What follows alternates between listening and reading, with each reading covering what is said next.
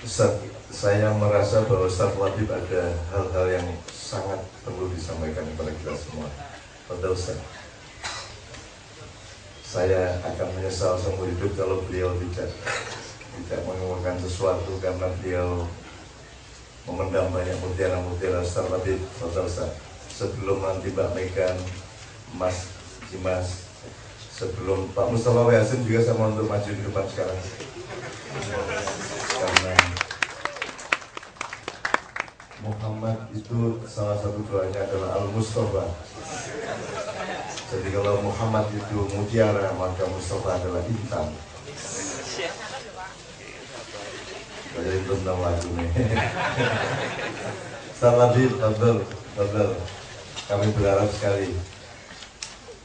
Karena mohon hikmah-hikmah barang beberapa menit setelah itu antum kita iringi dengan satu selawat untuk meninggalkan tempat ini menuju tempat berikutnya yang dimana-mana pun selalu disertai Rasulullah SAW.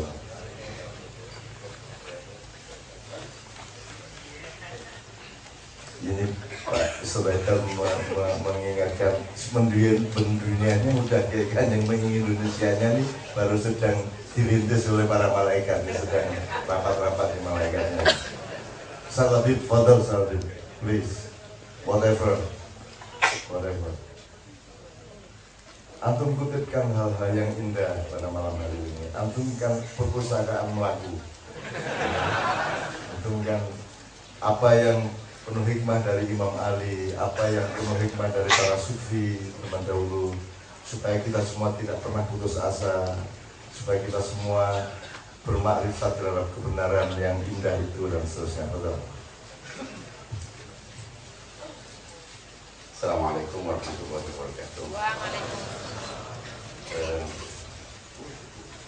Mengejutkan sebetulnya dipanggil oleh dan di sini saya tadi sedang ngobrol dengan teman saya Rusdi Matari, kebetulan ada di sini. Sekaligus senang dan bangga bisa hadir bersama idola saya yaitu Cak Noni.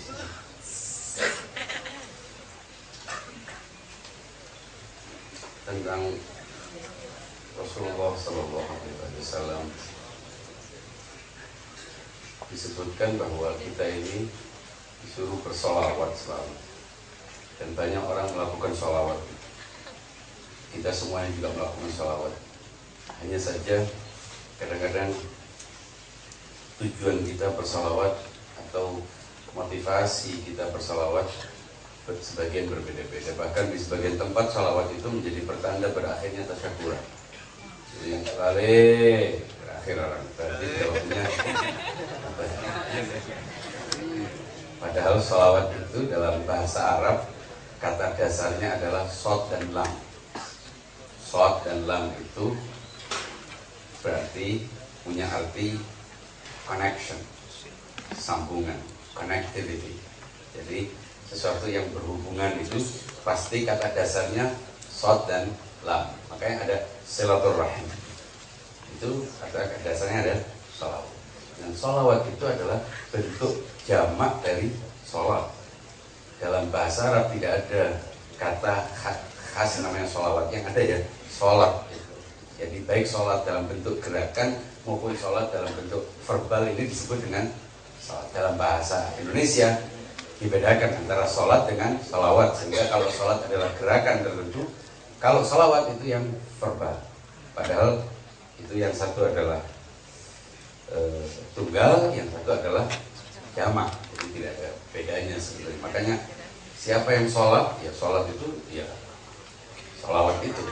Sehingga makanya dalam sholat yang tidak ada sholawatnya yang tidak jadi sholat. Dari situ arti sholat itu artinya menjalin hubungan, membuka kontak atau koneksi dengan Allah Subhanahu wa Ta'ala.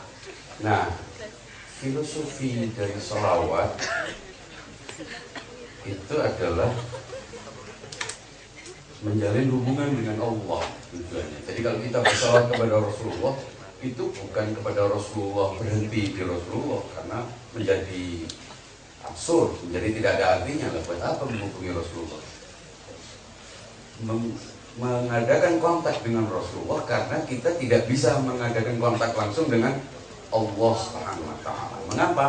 Karena tanpa koneksi, tanpa penghubung antara kita dengan Allah oleh Rasulullah, kita tidak bisa melakukannya karena tidak ada kesenyawaan. Laisa kamitslihi syai', dia tidak akan pernah sama dengan kita. Tidak ada afinitas, tidak ada kesesuaian antara yang mutlak dengan yang relatif, antara yang suci dengan yang dekil, antara yang tak terbatas dengan yang terbatas. Karena itu perlu ada konektor. Konektor itu harus memiliki dua sisi, sisi divinitas, sisi ketuhanan, dan sisi humanitas, sisi ketuhanan Rabbani dan sisi insan. Nah, Rasulullah SAW itu memang sosok yang luar biasa. Dia bashar, tapi dia yuha, dia horizontal, dia imanen, dia juga transenden. Karena itulah fungsi dari konektor. Nah, supaya kita bisa berhubungan dengannya, servernya harus membuka akses kepada konektor. Karena itu innallaha wa malaikatuhu yusholluna, Allah yang mutlak itu mengkoneksikan diri kepada sang konektor supaya kita bisa berhubungan dengan server melalui sang konektor. Dari situ ya ayyuhalladzina amanu, nah modemnya iman. Tanpa iman itu tidak akan bisa berkoneksi dengan sang konektor. Begitu kita berhubungan dengan sang konektor, berarti kita sudah berhubungan dengan servernya, dan tidak akan pernah bisa berhubungan dengan servernya. Karena itu kita bersolawat. Solawat bukan sekadar ekspresi verbal, tapi deklarasi bahwa kita berhubungan dengan Allah yang maha mutlak, yang maha suci, melalui tajallinya, melalui manifestasinya, melalui serpihan cahaya pertamanya, yaitu Rasulullah Shallallahu Alaihi Wasallam. Nah, Rasulullah di sini bukan Rasulullah yang historis, tapi yang eksistensial. Dia yang ada sebelum dia lahir. Dia adalah kausa kedua bagi alam semesta. Apakah ini menyembah, mengkultuskan? Tidak mengkultuskan. Mengkultuskan itu kalau kita meletakkan orang yang tidak pada posisinya, itu namanya kultus. Tapi kalau meletakkan sesuatu pada tempatnya, itu malah bertindak proporsional namanya. Dari situ kita meyakini mengapa Allah bersolawat. Kita sering bertanya mengapa bersolawat. Ternyata salawat itu artinya mengkoneksikan diri, dan kita juga mengkoneksikan diri kepada Allah. Kalau salawat hanya berhenti kepada Rasulullah, dia jadi salawat. Karena itu selalu disebutkan Muhammadun abduhu wa rasuluh. Dia hamba, tapi dia juga penghubung antara kita dengan Allah Subhanahu wa taala. Karena Allah tidak bisa didekati. Laisa kamitslihi syai'. Tidak ada yang bisa mendekatinya. Tapi jaminannya mendekati konektor sama dengan mendekati sang server. Innallaha wa malaikatahu yusholluna 'alan nabi ya ayyuhalladzina amanu shallu 'alaihi wa sallimu taslima. Itu Muhammad yang eksistensial. Karena itu banyak orang menggambarkan Muhammad itu pujian-pujian kepada Muhammadnya. Bagus, Muhammad itu seperti rembulan. Tapi yang dimaksud dengan rembulan bukan wajahnya, bukan fisiknya. Muhammad bukan selfie, bukan narsis. Yang dipuji cahayanya itu adalah cahaya risalahnya.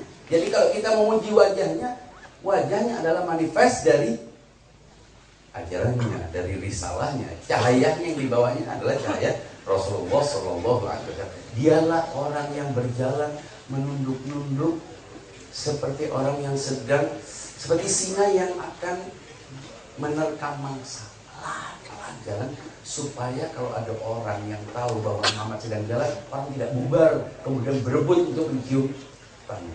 Muhammad sangat menjaga diri. Kalau dia berada di satu tempat, dia akan duduk di tempat dia sampai. Dia tidak akan melangkahi orang kecuali apabila dia dipanggil. Itulah Muhammad yang historis, yang merupakan salah satu manifestasi dari Allah Subhanahu wa taala yang paling nampak. Karena itu nama Muhammad adalah sifat. Muhammad. Jadi kalau kita membaca Alhamdulillah, dan semua pujian-pujian kita kepada Allah adalah pujian kepada asma dan sifat, kepada tajallinya. Karena Allah SWT memiliki tajalli, manifest-manifest yang banyak, dan Rasulullah adalah manifest yang pertama. Sehingga kalau kita bilang Allah, pastilah yang kita maksud adalah melalui servernya, yaitu Rasulullah Sallallahu Alaihi Wasallam. Itu saja, mohon maaf. Wassalamualaikum warahmatullahi wabarakatuh.